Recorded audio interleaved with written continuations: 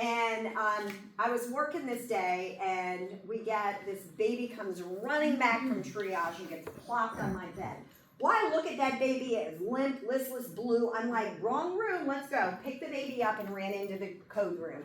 And I'm like, all hands on deck, we got a blue baby from triage. It's a nightmare, okay?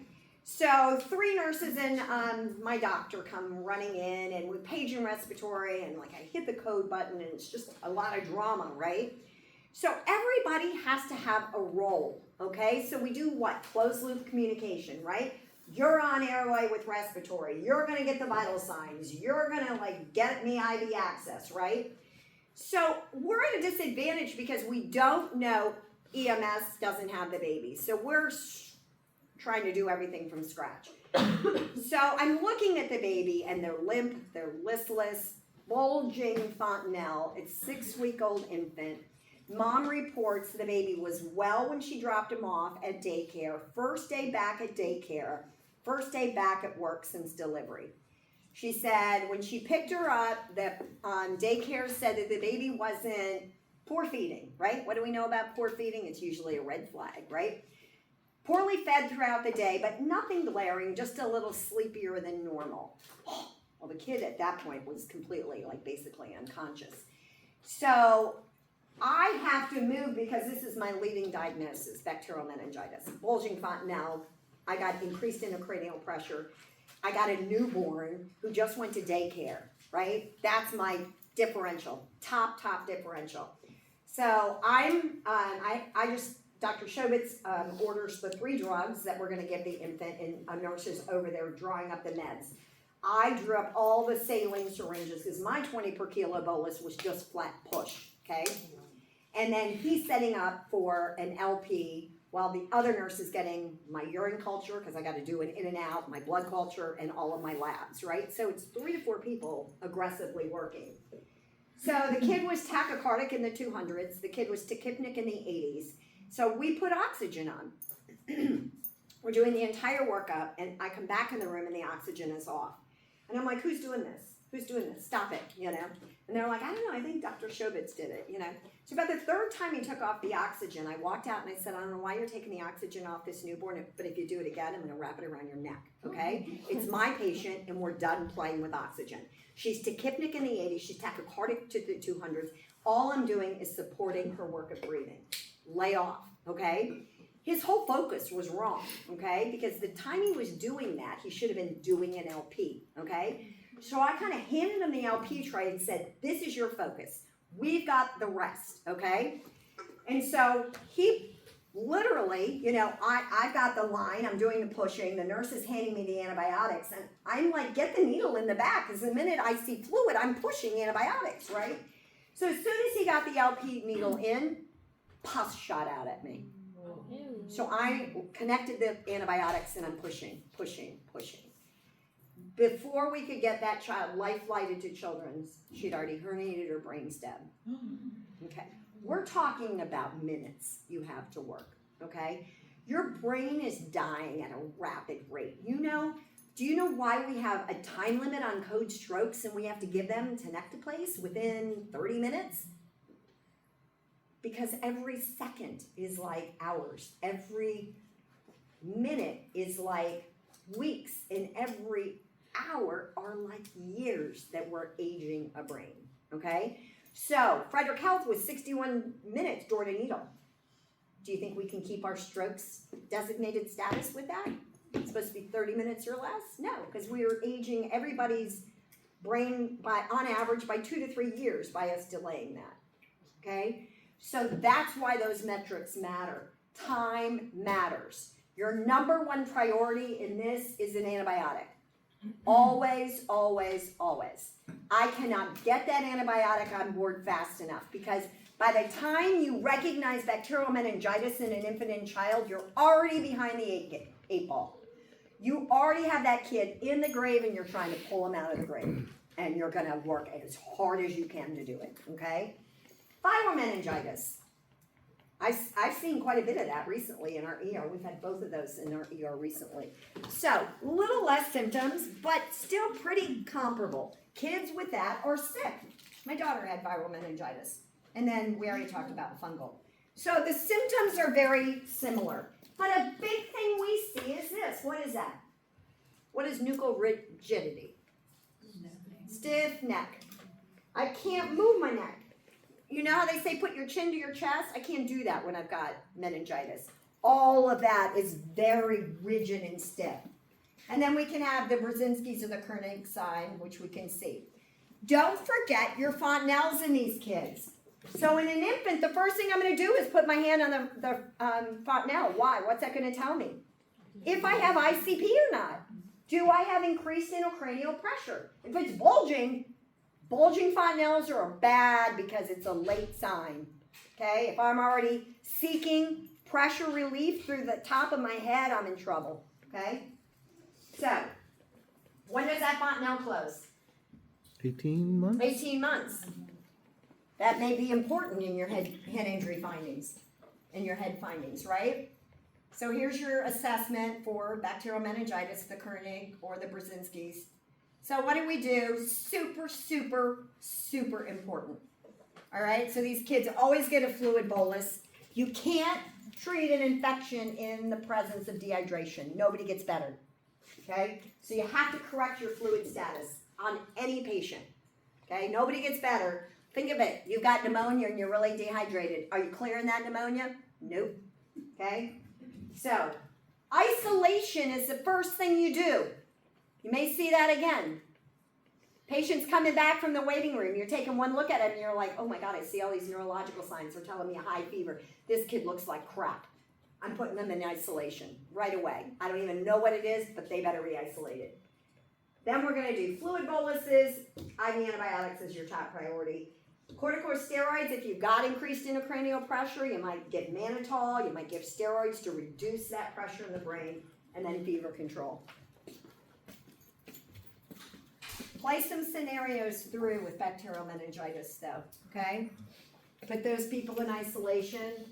If they've got like a meningococcal, you might have to do post-exposure prophylaxis. Remember one Halloween I had that in a kid and I had to take the antibiotic and it makes you orange. So I showed up to a Halloween party orange.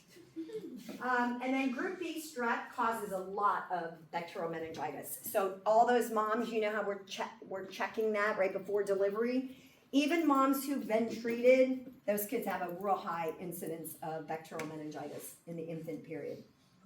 All right, couple concepts. Nursing school, a lot of concepts you learn in nursing school. Increased intracranial pressure, right? You got too much pressure in your skull, okay?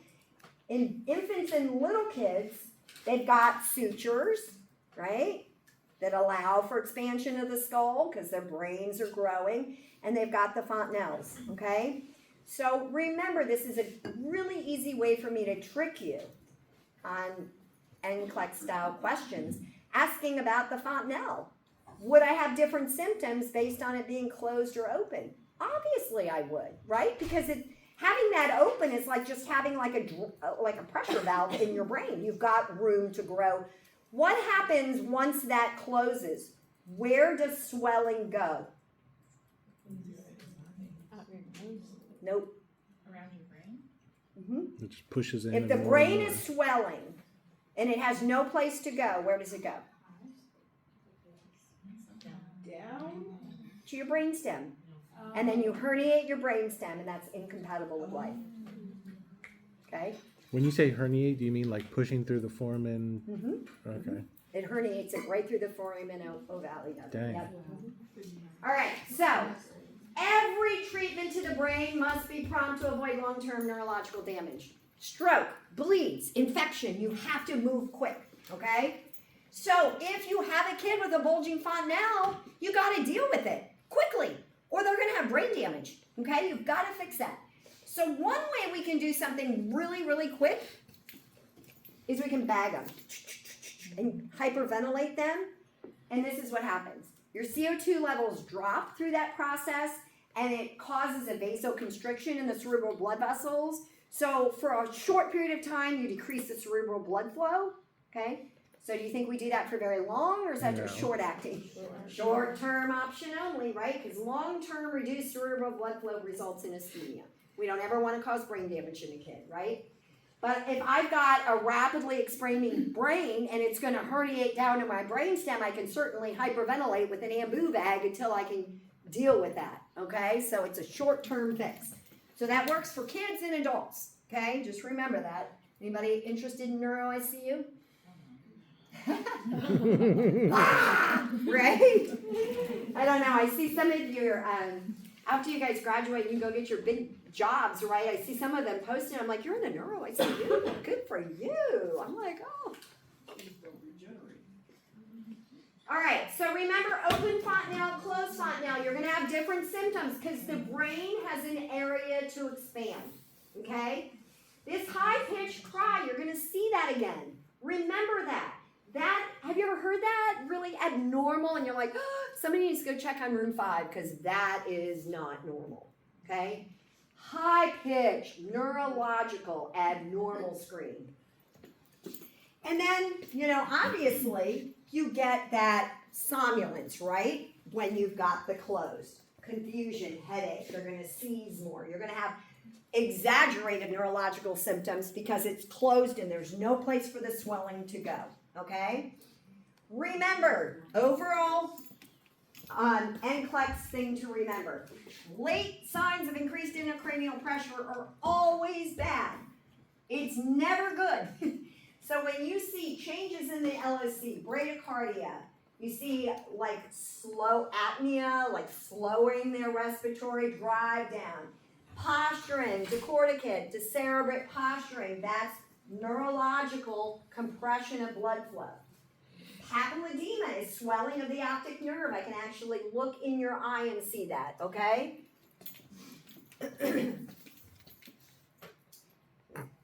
Rye syndrome. What do you need to know about Rye? Why are we still talking about it? Because we know about him. So we know not to give kids aspirin. So why do we still teach about it 40 years later? Because I still learned about it 40 years ago. The problem is there's so much stuff that's got aspirin in it. All right, so the two things that have to happen. Two things have to happen. So does that sound like something that would need to be on an exam? Yeah. Two things have to happen for rise to develop. A kid has to have a viral illness. Okay, we get 10 to 15 of those a year, so that's a no-brainer. I can do that really easily, okay? But then mom or dad gives us a salicylate product. So a Pepto-Bismol, a kaopectate, an aspirin, a baby aspirin, okay? And that causes this whole cascade of rise to develop, and brain swelling starts, liver fail starts, and they end up in a coma and a death. So, here's a good one. Okay, this is, I think, the one I used as an illustration. If I wanted to ask a question about rise, could I give you lab results? I could, couldn't I? Yeah. If I'm looking for liver failure, what labs would I give you? AST, Good job. Okay. All right. So what happens to the kids? They get irritable, lethargic, confused, delirium, seizures, loss of consciousness. So we've got to diagnose it. So this is what we're going to see in Rye syndrome. Oh, we've got labs. That seems like a great question. So my LFTs are up. My ammonia's up. You know, when your liver fails, your ammonia level goes up. Do you see that in your adult patients? Yeah. Who are you giving lactulose to? Mm-hmm. Your liver failure patients. Right? Make those connections, right? That's how you are able to kind of make sense of things in your head. Ammonia is liver failure. When my liver fails, my ammonia level goes up really high, and oh my God, I gotta give you lactulose. Cerebral edema and liver changes. My coags, remember, your liver is responsible for clotting. Do you want to see the scariest people dying in your ER? Your people in complete liver failure that are on your transplant list. We have like a bunch of those in our community, and 2 of them we've saved their lives a couple of times in the last couple of years where they're having GI bleeding, hemorrhaging to the point where like you have to like be completely in a hazmat suit. They're on the stretcher and they're just literally pouring blood out their rectum on a level you can't keep up with it. It's dripping all over the floor, and you're trying to like deal with it while you're doing the rapid mass transfuser. And the guy's pressure's 50. It's a shit show on a magnitude you've never seen. And I'm just like, I'm gonna wait over here while y'all figure this out. They're the scariest people to take care of. That's how we diagnose it. Yeah. For a patient with the Ray syndrome, is it always going to happen? Like if you put those two together, or what makes? We don't know. We don't know. So sometimes it happens, sometimes it doesn't. And you know, there's some things like kids have strokes, they get aspirin. Kids have Kawasaki, they get aspirin and IVIG. Like there are some treatment where we have to give aspirin, right? So it's just like TENS or Stevens Johnson's, like it can happen? Yeah. Okay. Arnea's right. So it's like Steven Johnson. It can happen, doesn't always have to happen. But when it does, it goes big, right? So pay attention to what's in here because you might see that picture again too. So all cerebral edema stuff, okay? Monitoring coax, preventing them to bleed, preventing brain bleeds, right? Treating pain, seizure precautions. And then you might have to give mannitol to decrease the cerebral edema. Right? So Rye syndrome will always be on my exam and it's always on NCLEX. Seizures. What do we know about seizures? Hitting the restart button on the brain. Right? What are they? This is the key word, right? And this is what can make it so bad. Because if the brain is misfiring electrically, what do we know about electrics? Electric is like fire, right? It's hot. So, seizures. If I go into a status epilepticus, what does that mean? Maintain seizure greater than 10 or 5 minutes? 30. Oh, 30. You were close. So my brain's seizing for 30 solid minutes of electrical impulses. Can that cause brain damage? 100% it can. So kids have a ton of seizures. It is one of those neurological things that we see all the time. Some days I'm with students in peds and I'm like, another seizure? Are you kidding me? It's like the 5th seizure. Like, calm down. Lots of seizures. We also see a couple that are kind of unique to kids, right? Febrile and neonatal, right? Those are unique based on their age. So let's talk about them. What puts you at risk for seizures? You might just have a fever. You might get an infection. You might have a brain tumor. Brain tumors are very common in children, okay?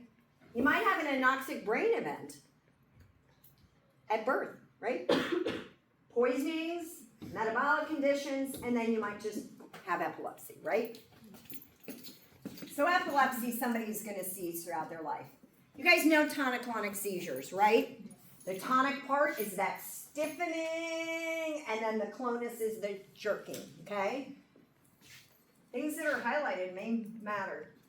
So how long does a seizure last?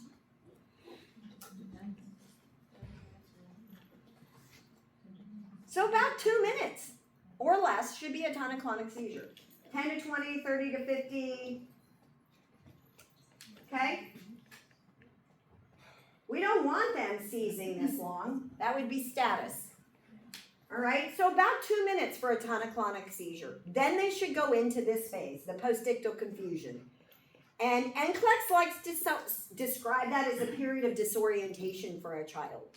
Okay? So if you hear the word disoriented, that's how kids are somewhat confused, right? Think about it. They're like, where am I? What happened? What just happened? I don't even know. And they start crying. And very emotionally labile is what kids are. You guys look tired today. That test take it out of you? Yes. I'm sorry. All right, absent seizures. The trick of this one is it looks like the kid's just daydreaming. So pretend like we're just sitting in the classroom and I'm looking at Kim and Kim is just staring out the window and then she comes back and I'm like, oh, hi, welcome back, and you're like, what are you talking about? I've been paying attention the whole time, right? So meanwhile, she's had like a 10, 15 second absent seizure, right? So these guys get referred a lot for ADHD workups, right? Because they appear to be daydreaming. disengaged with class, kind of just staring out in their own world. Then you're like, well, welcome back, Scarlett. It's so nice to have you back. And you're like, what are you talking about, right? That's an absent seizure. Neurologists have to diagnose these complex, right? I think we can stand at a bedside and go, oh, that kid's got tonic-clonic seizures, right? When you get to myoclonia, where it's one arm or, different parts of the face or things, you need a neurologist, right?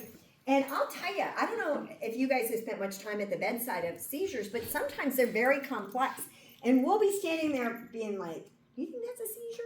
I'll be like, well, that sure looks rhythmic to me, or that looks this, or we're like, I'm going to guess that he's still seizing. Let's get more meds, So sometimes it's a combined effort. Like, what is it? What's happening? Because some of these, then they don't have that postictal phase. So you're like, well, what was it? Because he's alert and oriented like 5 seconds later. This is so weird, right? And then atonic, akinetic, these are the drop attacks. So these are the little toddlers that you see wearing a helmet so they protect their head. So they'll just all of a sudden be standing there and then they hit the ground and you're like, oh, okay. It's a drop attack, okay? Atonic seizures. We've got partial, focal, local. You don't have to memorize these. It's just important to understand that even partial seizures have a variety of complexity and what's involved. This is why every kid who develops seizures needs to see a neurologist. Neonatal seizures are not uncommon. We see them a lot in premature infants. Well, what do we do now? We're masters at saving infants 24 weeks and above, aren't we? So we see a lot of neonatal seizures in those kids. Hypoxic events are probably the #1 cause of a neonatal seizure. And then the prognosis of the seizures, whether or not they'll grow out of them or have any issue, really does depend on the seriousness of it. All right, febrile seizures you need to know. It's a nice big question on your exam. And what do you think when you look at this is important? Education, okay? So most of the time when a kid has a febrile seizure, it's like the first time and they'll come into your ER. What happens with a febrile seizure is this. They're more common to have this type of a fever. Have you ever heard of that before? Hectic? Is that like up and down? Yes. All right, so a high hectic fever is how these fevers are described. And what that means is they are all over the place. So 1 minute they're 102, the next minute they're 99. The next minute, like an hour later, it's 104. And you're like, Jesus, I just took it a minute ago and it was 99. How are you 104? It is that rapid increase, the rapid change in the body's temperature that causes a seizure. Okay? So, you're going to have to tell them how to manage that fever to prevent it from happening again. Once they have a febrile seizure, they're likely to have another one. Now let's talk about this. How long and what Tylenol would you recommend or Motrin that I do for this kid? So he's got a high hectic fever and he's had a seizure, a febrile seizure. So there's a way we do this. They would be at the hospital, right? At this point. Yeah, we're going to assume he's at the hospital. So it'd be IV? No, you can't do that. So what we do is every 3 hours, we're going to give you an antipyretic. So we would do Motrin, Tylenol, Motrin, Tylenol, Motrin. Okay. Okay? That prevents this from happening. So that is the treatment for febrile seizures. Okay? So every 3 hours, they would alternate an antipyretic. The other things that are important to teach the patient, sunrise and temperature. So you need to teach them to time it, because you're going to want to time it. You're also going to want to tell them that once they have a febrile seizure, that they're more likely to do this again. So fever control is really important for them. Most common in toddler age group, it is benign. Febrile seizures are benign. And there is a family history. So you'll often hear like, oh yeah, the kid's dad had febrile seizures or whatnot. But your goal is fever reduction, hydration. Do you think I have to educate these parents on anti-epileptic medicine? No, I would never get a Keppra to this kid, okay? So let's talk about general seizure diagnosis.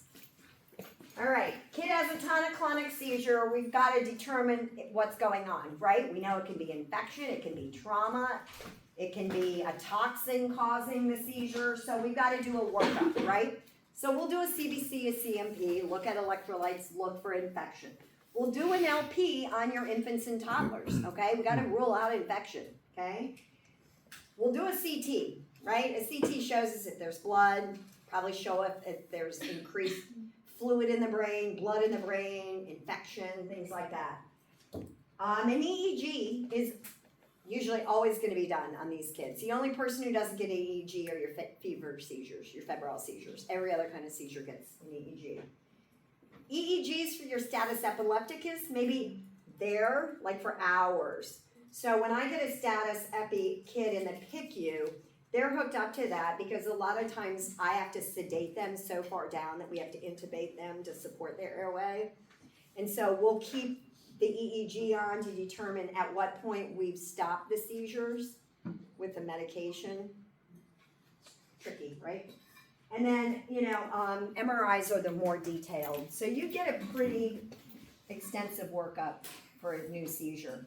Do you think this would make a good SATA question for an exam?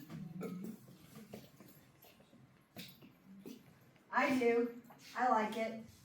I think I use it every year. And, I like the question because you guys should just get really comfortable with seizure care because it's the same for adults and children. And, what happens when somebody has a seizure, everybody gets nervous and anxious, right? So you're better off to have your plan in place. So the minute I get a kid who comes in for a seizure, I'm preparing for the next seizure. I'm patting my side rails. I'm making sure my oxygen and suction are working. I'm keeping my bed and my environment safe and clear. And I'm communicating with the parents, like I really need to know what's going on, if you see anything tricky, and some of your seizure kids, the parents know really well sort of what their little indicators are before they seize. So what is that? Let me know. And, I had a kid a couple weeks ago when I was in there with students, and she said, he's going to start lip smacking and then have a seizure. And sure enough, that kid starts lip smacking, and everybody's like, oh, crap, here we go, right? Because it's like, what's going to happen, And sure enough, he went right into a seizure. So, really being communicative with your parents is important. So know the steps. Everybody should see that and be ready to deal with it in the SATA question. All right, here's another great question for you. What drugs do we give for kids in seizure? Probably the biggest one is diazepam and lorazepam while they're having a seizure. Then we probably go just to all the same adult ones like Keppra and Dilantin and different things, okay? So let's do some more critical thinking. I have a kid who has a seizure. If I tell you that I gave lorazepam and then I give you vital signs, are you able to tell me what's causing what? Is this causing respiratory suppression or depression? Or is the seizure causing respiratory depression? So could you look at vital signs and tell me if the kid was having compromise of his respiratory status? Because that might be something I ask you to do. Think about it. Think it through when you're doing your studying, okay? Status epilepticus. Seizure activity lasting more than 30 minutes. This is a big problem. These kids go straight to ICU, and usually we intubate them in the ER and start doing heavy drugs, okay? Heavy, like lots of lorazepam, okay? So airway, oxygen, IV, ECG, pulse ox monitoring. They get a loading dose of diazepam, lorazepam. I usually kind of keep some in my pocket when I got a seizure patient. and then your standard pad in the bed rails, keeping oxygen and suction available. These kids are very sick. Yes? I wanted to ask about suction. Is that like you wait until the seizure is done and then you suction their mouths? No, if they're like foaming at the mouth, you suction secretions to keep the airway patent. You don't put it all the way in there though, because they're gonna bite down on it. Okay. No. But like in peds, we have small little suction things. I'm not sticking a yank hour at some kid. Okay. It's a small little plastic thing. All right, that's seizures. Let's do head injury, traumatic brain injury. So here's just a few statistics to let you know how big of a problem it is. Why? Who do we see the most? Infants and toddlers, right? They're at the highest fall risk. Infants and toddlers have these big heads in proportion to the rest of their body, so they can get hit. All right. So this is pretty much for all of our TBI patients, right? We've got some disruption in the normal function of the brain from a traumatic event, okay? So how do kids get TBIs? If I ask you that question, it's going to be falls, MVCs, sports injuries, and abuse. Okay? Head injury signs are very common, right? These are all things that you get with the concussion. I can't concentrate, my head hurts, the light bothers me, noise bothers me, right? I might have some nausea and vomiting. How do I know who needs a CAT scan and who doesn't? Does every single kid who comes into the ER with a head injury get a CAT scan? No. Oh, that's a big one. LOC is a big one. Altered mental status. Same thing, right? Altered level of consciousness. So somehow they're altered. What else? The dilation of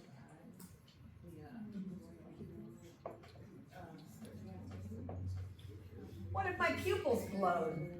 Mm-hmm. Yeah. What else?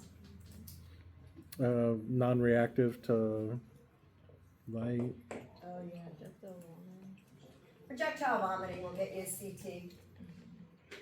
Once or twice now, I don't care. But if you just can't stop vomiting, that'll get you a CT. So altered mental status. Any loss of consciousness, if you were knocked out for a period of time, we may give you a CT for that too. So those are the people who usually get CTs, kids-wise, okay? Not everybody. I would say maybe 1 out of 25. Do you have a question or you play with your hair? No question. So, what do we do with the kid who comes in with a head injury? Stabilization is our priority, right?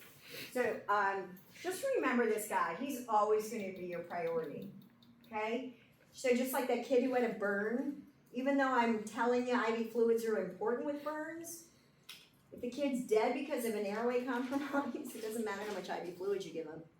Airway's always going to be at the top of your food chain, okay? So, I stabilize them, make sure they're good. Do I need imaging or do I need close monitoring? Who do we admit? We admit the kids who have any of those as well, right? You had a loss of consciousness, you're altered, like you're still really tired, or difficult to arouse. You go into a sleep and I'm like, to wake you up, those kids might be admitted. They will be at Frederick because we're do a lot of soft admissions at Frederick. But we need to know if they need to get to surgery right away, right? If you've got an active bleed, we need to know. If we've got to go, put a drain in there, remove the blood, do you need mannitol or corticosteroids to reduce the inflammation? A bad head injury could cause seizures, and then, they may need a lot of that as they're relearning some of their lost acquired skills from the injury.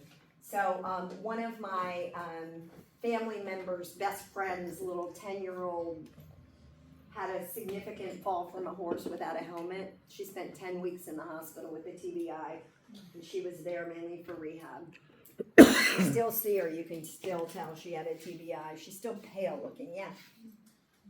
So, growing up, I always heard that if you get like a brain injury or a concussion or anything, you're not supposed to let the child rest. Is That's kind of like not true. That's So you just need to make sure they're easily arousable, because children rest. And we're not gonna make them stay awake for 24 hours. Oh no, you can't sleep, you know? So what we say is every couple hours, you should make sure they're easily arousable. And what does that even mean? You just have to go in the room and the kid stirs. You don't have to go in and flip on the lights on. Hi, Scarlett, you awake? Where are we? What's here? You know, no, you don't need to do that. But if I go in the room and I'm just there and you stir, I know you're easily arousable, right? And then I can leave. All right, structural defects are not going to be on the exam. For me, that doesn't mean you won't see them on NCLEX. So just know that cephalus means the head, right? Cephaly, head. So anencephaly, I'm missing it, right? I have a big defect in the development of my brain and my hemispheres, the whole thing. So I might even be born without parts of it, okay? So, you know, clearly you want to know this on sonogram, okay? We've also got encephalocele, where the brain and spinal cord and meninges can be part in here. So this just makes sense that how big this is and how much brain is in here depends on how well the child will do. If this is really small and they can seal it off, the child may do okay. Most of the time, they don't. Have you seen that? I have not seen that. So like there's no brain in there, No, there's but some all in both. brain. Okay. And then microcephaly, which we all heard about even recently with the Zika virus. Yeah. Okay? I remember my daughter was pregnant with Sailor and there was a Zika outbreak and I'm like, oh my God, right? So this is, the head circumference is very, very small, okay? But this is the hard part about microcephaly is at birth they may appear just to be small, but then the brain just doesn't develop, okay? So the prognosis is usually poor. There's not a lot we can do, and we all know how important the brain is. Hydrocephalus will be on your exam, okay? So what is it? Right here. Your cerebral ventricles are enlarged from too much fluid, okay? So you can have an obstructed type where the CSF is blocked within there, all right? And what happens if you don't get any treatment? It just keeps increasing your pressure and the kid will die. So naturally, these are your complications. They grow and develop slower. They can have brain damage. And infection is a big problem because they usually have to put a VP shunt in that requires modifications over the lifetime of the child, and that's a great risk for infection. So NCLEX likes to ask about VP shunt problems. So hydrocephalus, enlarged, right? You're always assessing for early signs of increased ICP. These are kids that are going to get head circumference measured until they're beyond, usually up until 6. You know that we usually stop that in toddlers. And then you're constantly assessing for shunt malfunction. And so there's a lot of like things that you're going to educate your parents about over here, okay? So monitor for seizures, feeding problems are a big indication with kids that there's a problem. You'll see that on almost every slide for infants, right? And then this is the hassle of dealing with hydrocephalus, is the shunt revisions and the risk of infection and complications from the shunt. We don't have time for the case study. All right. I'm going to hit these fast. Torticollis. Babies are born, you know, they're kind of in a weird position in utero and they're born with that stiff neck. Have you guys ever slept funny and you wake up and you're like, I can't, that's torticollis.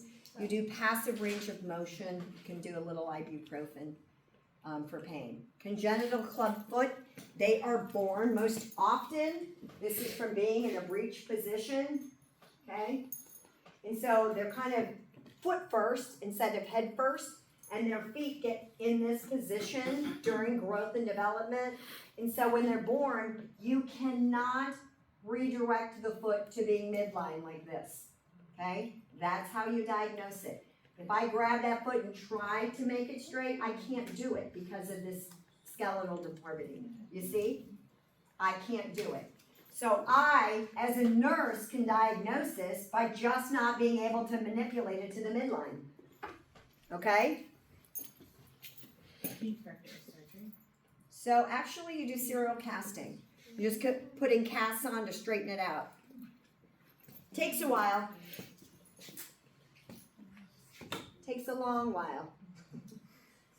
Takes months, right? So you start at birth and you just keep casting until you get that straightening, and then they may need some corrective bracing and shoes as they first start walking. Developmental dysplasia of the hip. Got an abnormality in the hip joint. Breech intrauterine positioning is the #1 cause of it. If we don't pick up on that click with the Ortolani maneuver, they're going to get necrosis of their femoral head. So you know that's going to be on your exam, right? You know it is, because that's a problem, right? They end up with a hip replacement as a newborn. We cannot miss it. It leads to problems. So this is how we diagnose it. In an older child, you can see the asymmetry. You see the folds here and no folds here. You've got abduction of the hips is limited, so I can't abduct. You've got the Alice sign. You've got an abnormal gait. Look at there, Trendelenburg. Isn't that funny? And then you've got the audible click. So when you're doing the Ortolani and Barlow maneuver, you hear the hip click, and that's because it's not in the joint space where it should be. All right, so what types of questions would I ask about DDH? See if you guys are thinking like me any better. Huh? So like symptoms, when he was born in. Causes. So somebody thinks the cause of it. I agree. Signs of what happens if they don't treat it. Mm-hmm. What about that click? Why is that highlighted? Because that is how you tell what they have it. But why did I highlight it? It's gonna be a Okay. DDH treatment is called the Pavlik harness. Okay, and they wear that when they're little. And then as they get older, they have to go through closed reduction, traction, or an open reduction. So we need to diagnose this in infancy. Can it happen later? Yes, it can. Doesn't always happen as a result of that, okay? It can happen to older children too. Fractures. What do you think is important to know about a fracture? Maybe the stuff in red? So the big concern that we have to worry about is compartment syndrome, 100%. Can I get compartment syndrome in an extremity that is not casted? Yes. Yeah, how? Swelling. Swelling, pressure. If the car fell on me and I'm stuck under the car for 4 hours, I can be developing compartment syndrome, stuck under that car. Okay, so yeah, you don't have to have a cast. But when does this normally develop? Normally, let's talk about the majority of the cases of compartment syndrome develop when? After casting. Quickly? Long time? How soon after would you expect to see compartment syndrome start to develop? Like, do I worry about this the next day, or do I worry about this soon after the cast was put on? Soon after. Hours within the cast being put on. Okay? All right, so what would you do if you go into bedside and now, let's say Jada was providing care for conscious sedation, the arm was casted, now she's doing her recovery of this patient, the kid's awake, she's eating, drinking, and Jada's like, yes, I'm going to get her discharged, everything's going so well, and then she starts with pain and paresthesia. I got numbness and tingling in my fingers. What's the first thing she should do? Take off the cast. Do you know how to remove a cast? You I want don't to think learn? you do you? I don't know how to remove a cast. Call the doctor. Okay, we're going to call the healthcare provider. Call the healthcare provider. And then what's he going to do? Okay. That's exactly right. Okay? This can happen quickly. I had this happen to me in the Peds ED last year. We had a kid. Dr. Horton came in. He reduced a pretty gnarly radial ulnar fracture. Puts a cast on. 30 minutes later, I go in to check the patient, and now her fingers have quadrupled in size from that assessment 10 minutes ago. I'm like, move your fingers for me. She goes, they're a little hard. Oh, they're numb. I'm like, we've got a problem. I'm like, quick, stat, emergency. So Dr. Gibb went in and cut the cast off. She bifurcated it until Horton could get his little Horton Hears a Who back into the department, okay? So you gotta remove the cast. It's a tourniquet, okay? All right, so know what to do, how to assess a cast. You should know that. It's gonna be on your exam. Cast removal is scary. Just so nurses, you know this. We come with this saw, to remove a cast. Kids are scared. They think we're gonna cut them, okay? Scoliosis. How do I diagnose scoliosis? You suspect it when the curvature is noted in the posterior spine bending forward. So am I going to assess it this way, or am I going to assess it this way? That way. Posterior. Remember that. So you have an asymmetry, okay? The child bends over like this, and there's a curve one way or the other, okay? It happens a lot to girls when they're going through puberty, okay? Rapid period of growth and development, okay? So our goal with scoliosis is right here. What's your goal? So as soon as it's identified, we need to stop it. We don't want a kid like this the rest of their life. That is going to be musculoskeletal problems their whole life. Okay, we've got to fix it. So how do we fix it? A brace. So I just told you this is the period of adolescence, 8 to 15. How compliant do you think that adolescent is with wearing a brace? Not How often do I have to wear the brace? always. 23 hours a day. Okay, so do you think non-compliance is big in adolescents with bracing? That's how so many of them end up in surgery. Okay? Now this is another thing NCLEX likes. Why do you think I've got respiratory complications because of this? Because of the curvature. The curvature, but my respiratory muscles are compromised. Yeah, because wouldn't that would also mess up your rib cage, right? Yeah. And then cardiovascular. Why is that a compromise? Positioning. Think about this kid who's just gone to surgery. Do you guys know anything about scoliosis surgery? I had it. Well, hallelujah. Massive major surgery. You're in the PICU, okay? How long were you in the OR? Oh, I have no idea. Okay, it's usually like 5 to 6 hours that you're in the OR. So most of these kids, they set them up for autologous blood donation. So like in her case, her mom and dad could have donated blood. She could have donated blood like 6 months before surgery. But often they get blood transfused during surgery because it's so long and they're open for so long and the bleeding that's associated with it, okay? So that's why, lots of complications, okay? So here's the bracing. So obviously, anytime that you've got weak chest muscles, so scoliosis, muscular dystrophy, educating and pulmonary interventions are really critical, okay? Bracing 23 hours a day. The braces can wear on the skin and cause blisters, but you're strengthening, you're working to strengthen your back muscles, right? And you've got lots of just body image concerns with these kids. Lots of communication, expressing of feelings. Scoliosis is still a major problem. What type of surgeon would do that surgery? An orthopedist. Osteogenesis imperfecta is brittle bone disease. These are kids that are born with low bone density, and so they're very susceptible to fracture. They've got this bowing, you can see, the abnormal structure to the bone itself. This is a leading defense for kids in child abuse, and I can't tell you how many times I saw it. Maybe one time in over 5,000 cases I was involved in. You just don't see it that often, right? Usually a strong family history with it. They have, just think, all of their mineralization is impacted, so it impacts their teeth as well.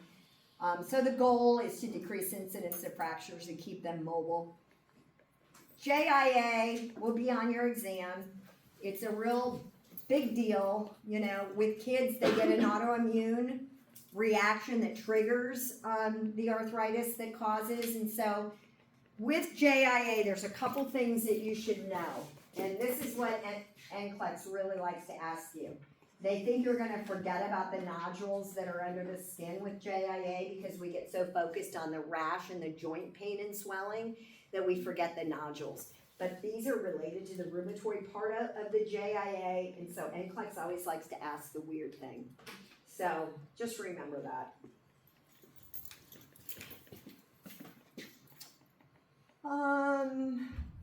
Another thing that these are sort of off-label uses, right? If you think of somebody who's got chronic inflammation, steroids would be your treatment, right? But methotrexate and indomethacin work for kind of delaying the progression of the disease and help with management of symptoms. So those are two drugs that you will see, and you may see those names again. All right, last three. It's kind of weird. I don't know why this is acting this. Like, why is it so big? All right, so spina bifida. It kind of means the spine almost developed, but it didn't quite finish, okay? So you've got all different levels of spina bifida, okay? So you've got really minor to really major, okay? So what does this mean? Let's take a peek. Where is it? Here it is. Okay. So normal spine, and then we've got just a little dimple. We've got a little tuft of hair. Now we've got a little outpouching, and now we've got a big myelomeningeal seal. All right? Start looking at your patients. It'll blow your mind how many people have spina bifida in the world. I see so many dimples on patients. It's really quite interesting. So what does your boards and nursing care about spina bifida? Let me tell you. So this is myelomeningeal seal. And you see this big old bad boy here? There's meninges and things in here, okay? So if NCLEX wants to ask you questions, or if I want to ask you questions about spina bifida, it usually has to do with treatment of this sac. Because clearly this kid can't lay on their back. They have to be prone. I have to keep that sac protected until they go to surgery. So the way I do that is I moisten it with either saline or antibiotic solution, and I keep it covered. So you should know how to take care of a myelomeningeal seal, okay? Because the complications can be significant. And it is very common for kids with myelomeningeal seal to develop hydrocephalus.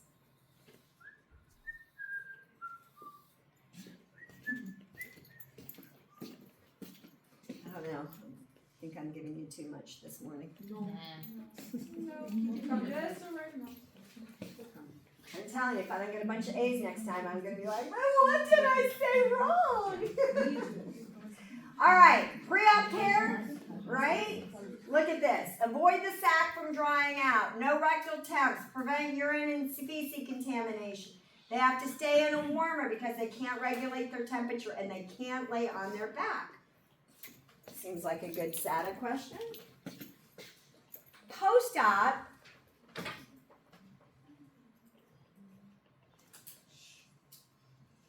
it's a little easier, okay?